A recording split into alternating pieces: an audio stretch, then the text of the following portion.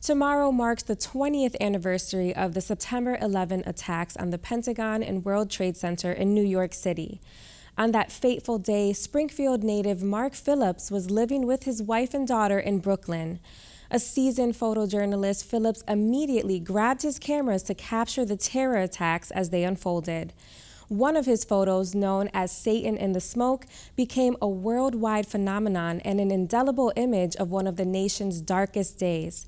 Phillips shared his memories of 9/11 and what it was like capturing such an iconic image with producer Dave Fraser. The World Trade Center buildings, the Twin Towers, were just so imposing. I mean, everybody complained that they were boxy, but as a photographer, when you looked at those buildings, all day long, the light would change on them.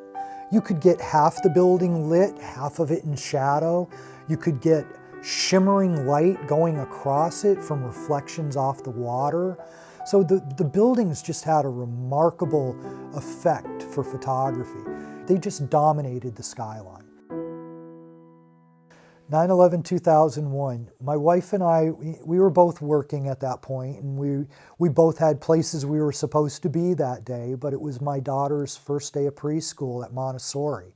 So we both decided to stay home, walk her to school, and go off and do our jobs and be back in time for her getting out.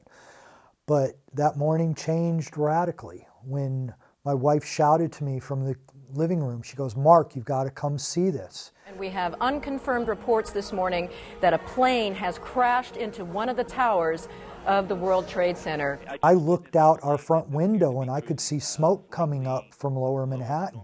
So I ran and grabbed my cameras, and we were in a building roughly 3 miles from the World Trade Center footprint. And we had a roof deck on top of our co-op building. So I ran up, started climbing the ladder to go up onto the roof, and I heard the biggest explosion I've ever heard as I was raising the hatch to go up on the roof. And I climbed up onto the roof and looked towards the city, and both of the buildings were on fire. I had 2 cameras, a digital camera and a film camera, and the digital camera was higher, so it was the one I grabbed first, and I shot about 6 frames before I dropped the camera down again, and then shot some film photos.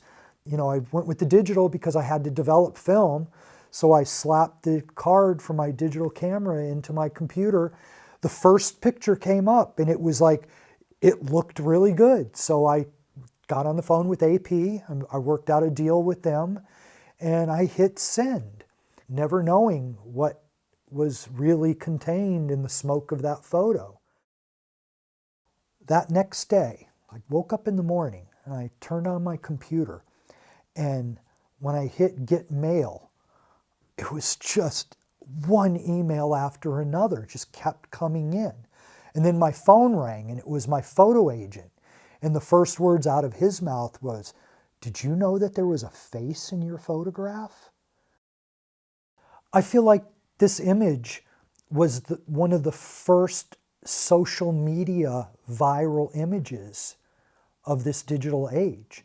2001, there was no Facebook, there was no Instagram, you know, there wasn't a dissemination method for digital images because it only ran in 2 newspapers, but it was emailed. I mean, I would have to guess it was emailed almost 1 million times.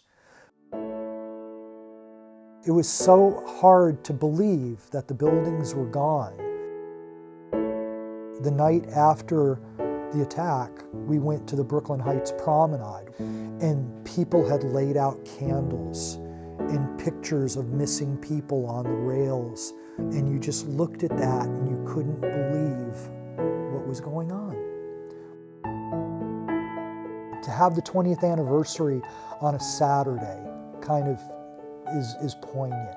So, you know, you kind of feel like you have to give that day to the remembrance. Every time I look at the new building, I think about what's gone. And it still feels raw 20 years later.